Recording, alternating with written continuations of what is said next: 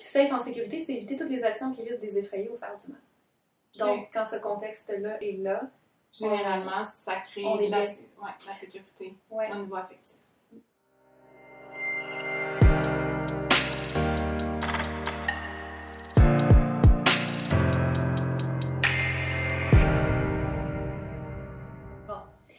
Bonjour, bienvenue dans une nouvelle capsule Deux sexologues. Aujourd'hui, on vous parle des styles d'attachement. Donc, qu'est-ce que les styles d'attachement? C'est simplement la façon qu'on va avoir de s'attacher à notre parent ou avec notre modèle principal quand on est enfant et qu'on va normalement répliquer avec nos partenaires ou plutôt nos amoureux futurs. Donc, les styles d'attachement se développent en lien avec la réponse que nos parents vont avoir à nos besoins. Donc, les besoins généraux et les besoins de base. Donc, quand on parle des besoins généraux, par exemple, quand on a froid, quand on a chaud, quand on a faim, et tous les besoins affectifs aussi. Donc, de la façon que nos parents vont réagir, que ce soit de façon stable, de façon instable, va faire en sorte qu'on va être plus ou moins en sécurité. Ensuite, quand on est enfant et qu'on commence à regarder un petit peu notre univers, à explorer le monde, on va avoir besoin de développer cette autonomie, mais aussi de sentir que notre parent va être là s'il arrivait quelque chose. Donc, de voir que l'espace entre moi et l'autre est quand même sécurisant. Et donc, si ça, c'est des conditions qui sont bien placées, on va développer le style d'attachement sécure. Donc, il y a d'autres styles d'attachement qui existent. Nous, on a choisi aujourd'hui de parler de 4. Certains auteurs vont être à 3 et certains auteurs à 4. Donc, il y a le style sécure, le style évitant, le style anxieux, et le style anxieux évitant. On peut dire craintif, préoccupé. Exactement. Donc, Virginie, est-ce que tu veux nous parler un petit peu plus justement de ces styles-là? Oui, donc le style anxieux, en fait, il faut juste faire une petite différence avec la personne qui peut vivre de l'anxiété et un style d'attachement anxieux. C'est pas toujours la même chose. Alors, le style d'attachement anxieux, c'est la personne qui va ressentir de l'anxiété ou qui va avoir une anxiété d'abandon. Donc, quand l'autre est distant, je ne me sens pas bien. Donc, je suis davantage bien et je recherche fortement la proximité à l'autre, l'intimité, une très grande intimité. C'est comme si j'ai besoin de toujours avoir accès à la personne avec qui je suis en relation. Donc, dans ce genre de style d'attachement-là, on va retrouver des gens qui vont avoir des comportements de jalousie, de contrôle, donc des gens qui sont insécures vraiment là, face à leur relation, à leur partenaire, à la crainte que l'autre les quitte. C'est dans ce style-là qu'on va retrouver beaucoup plus tout ce qui est dépendance affective également. Donc, je suis bien quand l'autre est là, quand l'autre est proche, quand j'ai accès à l'autre. Et cette intimité-là, elle est apaisante, réconfortante pour moi. Alors que dans la distance, je suis insécure, j'ai peur, je me remets en question, je remets ma relation en question. Donc, j'ai toujours besoin de cette validation, cette approbation-là de l'autre personne. Le style d'attachement évitant, ça serait quoi les impacts de ce style-là? Oui, en fait, le style d'attachement évitant fait en sorte que les personnes vont avoir une certaine crainte, une certaine peur d'entrer dans une relation intime. Donc, c'est des personnes peut-être qui vont être un petit peu plus en relation de surface. C'est des gens qui vont pas nécessairement verbaliser beaucoup leurs émotions, les mots de valorisation au niveau de l'amour, tout ça. C'est des gens qui, peut-être intrinsèquement, ont envie d'être en relation, mais ont beaucoup de difficultés à s'ouvrir de façon vulnérable. Donc, c'est des gens qui vont aussi, des fois, rester à distance de l'autre, qui ne seront pas capables nécessairement de répondre à leurs besoins affectifs.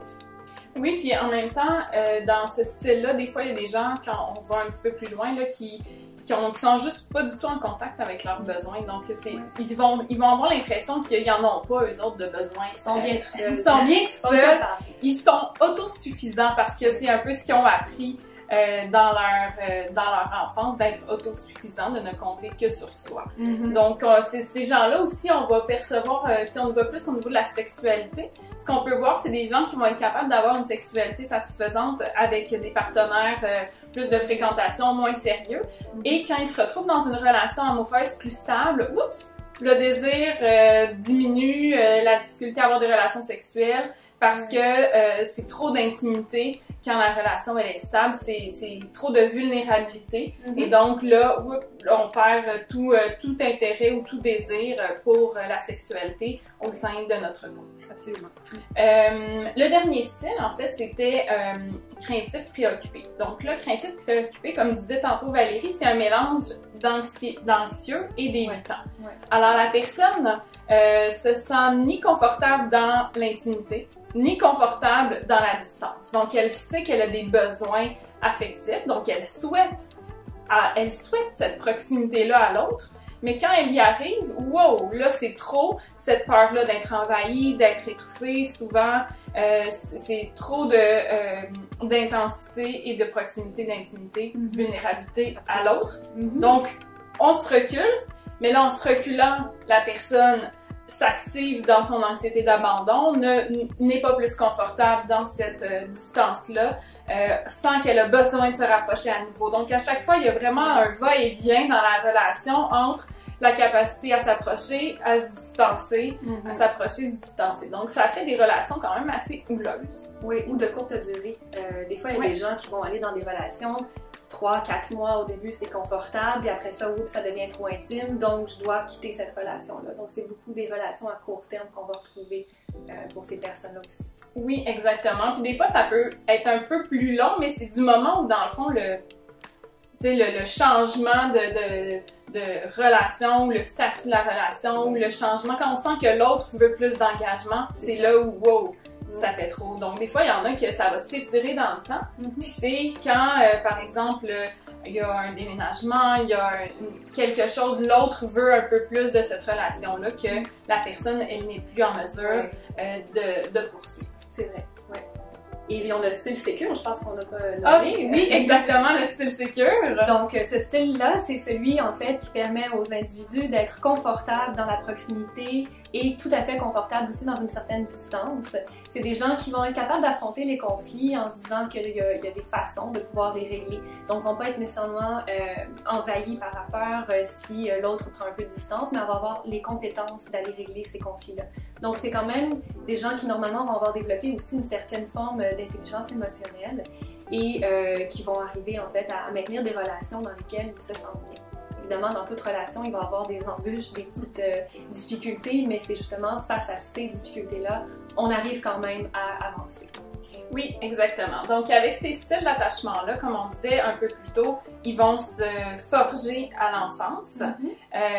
Mais c'est certain qu'ils peuvent se modifier au cours de la vie selon les événements qu'on va avoir à affronter. Donc, des fois, on peut passer d'un style relativement sécure, il se passe quelque chose d'assez difficile, vraiment, qui vient confronter et créer une blessure au niveau affectif. Et là, ça peut venir changer le style d'attachement, alors que quelqu'un qui a un style d'attachement plus anxieux, qui se retrouve en relation avec quelqu'un qui est dans un style sécure, peut apprendre à devenir sécure parce que l'autre va le réconforter, va assurer cette sécurité-là et la personne qui vit de l'anxiété, d'abandon, tout ça, va pouvoir apprendre à faire confiance et à pouvoir se déposer. Donc, il y a possibilité de venir modifier son style d'attachement, d'y travailler. C'est sûr que c'est petit pas par petit pas. Donc, c'est pourquoi c'est important de pouvoir identifier quel est son style.